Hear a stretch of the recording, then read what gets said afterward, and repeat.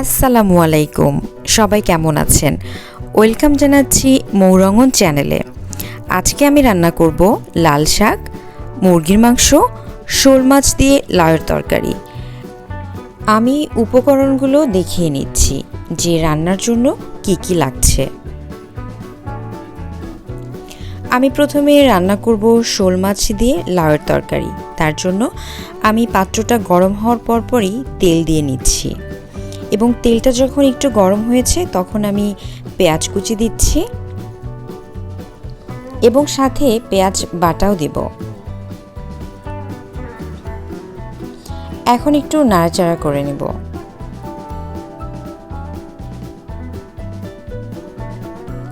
বাদবাকি যে মশলাগুলো লাগবে, মরিচের গুঁড়া, হলুদের গুঁড়া, ধনিয়া গুঁড়া, সব মশলাগুলো আমি এখানে অ্যাড করছি এবং স্বাদ মতো লবণও দিতে হবে। আপনি জিরা বাটাও দিতে পারেন, আমি এখানে জিরা বাটা দিয়েছি। তারপর মশলাগুলো আমি নাড়াচাড়া করে নিচ্ছি। আরও একটা কথা, লাউয়ের তরকারিতে বেশি মশলার একদমই দরকার হয় না, কারণ লাউয়ের তরকারিতে যদি আপনি বেশি মশলা দেন তাহলে লাউয়ের যে একটা টেস্ট থাকে সে টেস্টটা পাওয়া যায় না। আমার মশলাটা যখন কষানো হয়েছে তখন আমি শোল মাছের মাথা, লেজ এবং যে পিসগুলো রয়েছে সেটা দিয়ে দিচ্ছি এবং একটু নাড়াচাড়া করে নিচ্ছি। আমার নাড়াচাড়ার পর এখন একটু ঢাকনা দিয়ে ঢেকে দেব। অল্প কিছু সময় ঢাকনা দিয়ে ঢাকার পর আমি আবারও একটু নাড়াচাড়া করে নিব।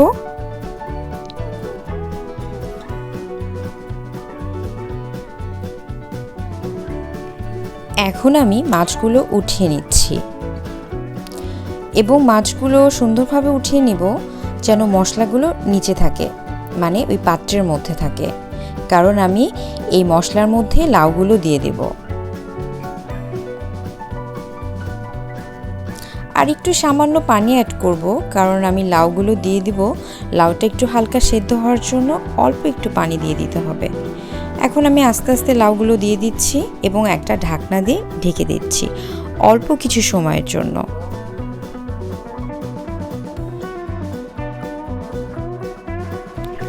এখন আমি নাড়াচাড়া করে নেব যেন লাউয়ের সাথে মশলাগুলো একদম মেখে যায়।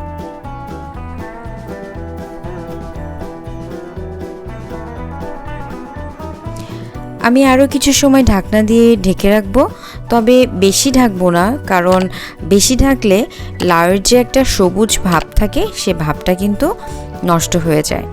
তো আমার লাউটা প্রায় কাছাকাছি সেদ্ধ হয়ে গিয়েছে। এখন আমি যে মাছগুলো উঠিয়ে রেখেছিলাম সে মাছগুলো এখানে দিয়ে দিচ্ছি। আর মাছের গায়েও কিন্তু কিছু মশলা লেগে আছে। এখন ওই মাছের গায়ের যে মশলাগুলো সেগুলো কিন্তু লাউয়ের সাথে মিশে যাবে।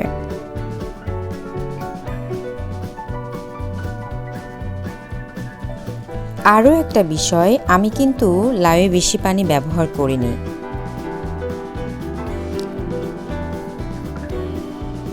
এই তো আমার লাউটা প্রায় হয়ে গিয়েছে এবং একটা সুন্দর কালারও চলে আসছে।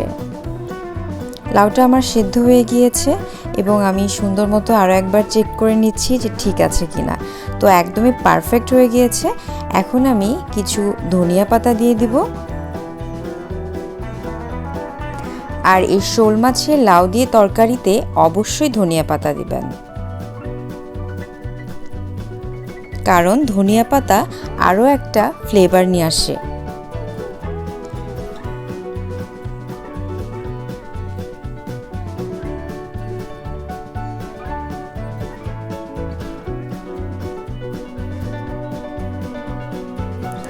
আমার রান্না হয়ে গিয়েছে শোল মাছ দিয়ে লাউয়ের তরকারি।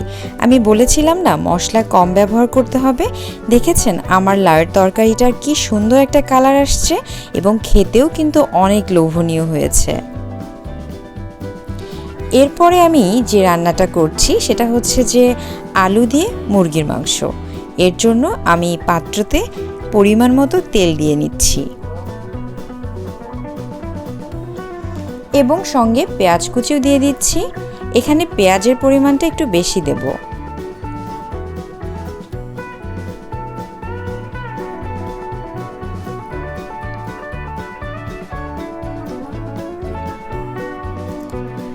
এখন আমি পেঁয়াজ বাটা দিয়ে দিচ্ছি 2 টেবিল চামচের মতন।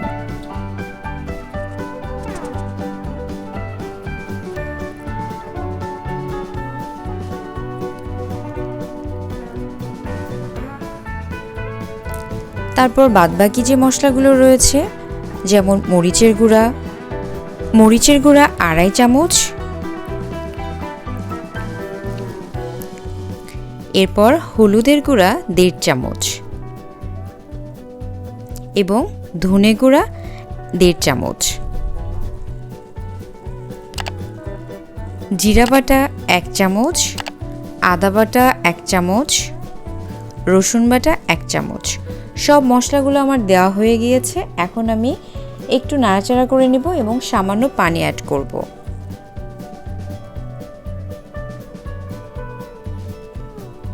তারপর কিছুক্ষণ আমি মশলাগুলো কষিয়ে নেব।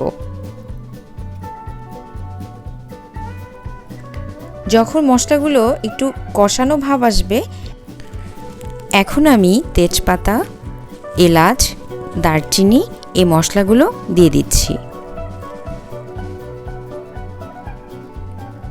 এবং আমি আরও কিছু পানি অ্যাড করব মশলাগুলো ভালো মতো কষানোর জন্য। কারণ আপনার মশলা কষানোর ওপর নির্ভর করছে মুরগির মাংসটা কেমন হবে, আর লবণ তো দিতেই হবে। এখন আমার ধুয়ে রাখা যে মুরগির মাংসগুলো ছিল সে মাংসগুলো দিয়ে দিচ্ছি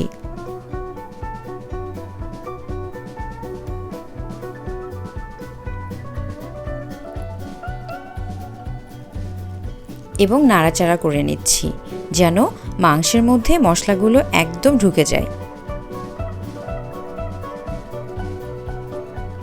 কিছুক্ষণ ঢেকে রাখবো, তারপর আমি আবার নাড়াচাড়া করে নেব।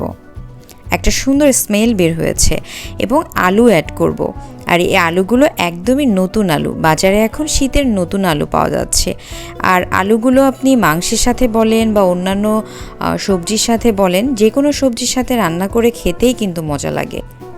আলু আর মাংস কষানোর পর আমি সামান্য পরিমাণ পানি দিয়েছিলাম এবং ঢাকনা দিয়ে ঢেকে দিয়েছিলাম এবং অল্প সময়ের মধ্যে আমার মাংস এবং আলু দুটোই সেদ্ধ হয়ে গিয়েছে, আমার তরকারিটাও কিন্তু হয়ে গিয়েছে। এবং যখন আমি নামিয়ে ফেলবো তার আগ মুহূর্তে আমার ভেজে রাখা জিরা ছিল, অর্থাৎ জিরা গুঁড়া, সে জিরা গুঁড়া দিয়েছি এবং আমি একটু ঢাকনা দিয়ে ঢেকে রেখেছিলাম। আমার মুরগির মাংসের তরকারিটা একদম রান্না হয়ে গিয়েছে এবং কালারটাও কিন্তু অনেক সুন্দর হয়েছে। এরপরে আমি রান্না করব লাল শাক ভাজি। এর জন্য আমার রসুন কুচি লাগবে, আর এখানে আমি রসুন কুচির পরিমাণটা একটু বেশি নিয়েছি, কারণ শাকে সবসময় রসুন কুচি একটু বেশি দিতে হয়। তারপর আমি পেঁয়াজ কুচি দিয়ে দিচ্ছি।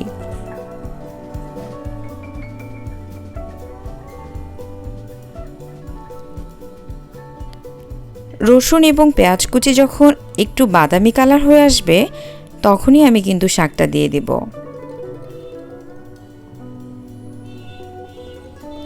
আর আমি শাকগুলো আগেই ধুয়ে রেখেছিলাম, পানিও ঝরিয়ে রেখেছিলাম।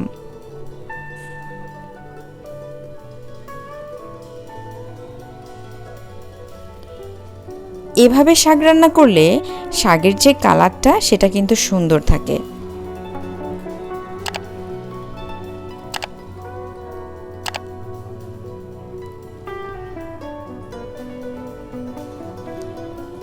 আমি পরিমাণ মতো লবণ দিয়ে দিচ্ছি। এখানে বেশি লবণ একদমই দেওয়া যাবে না, কারণ শাকে যদি আপনার লবণ বেশি হয় তাহলে খেতে একদমই ভালো লাগে না।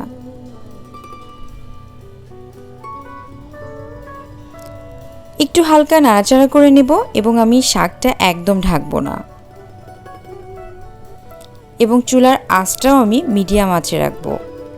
শাকটা যখন সেদ্ধ হয়ে যাবে এবং পানিটা শুকিয়ে যাবে তখন আমার কেটে রাখা যে কাঁচা মরিচগুলো রয়েছে সে মরিচগুলো আমি দিয়ে দেব।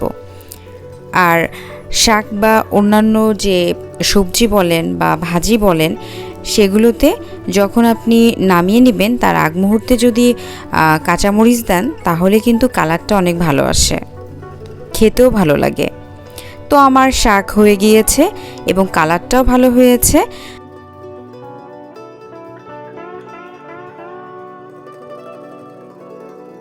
আজকে রান্নায় ছিল লাল শাক, লাউ দিয়ে শোল মাছের তরকারি, মুরগির মাংস।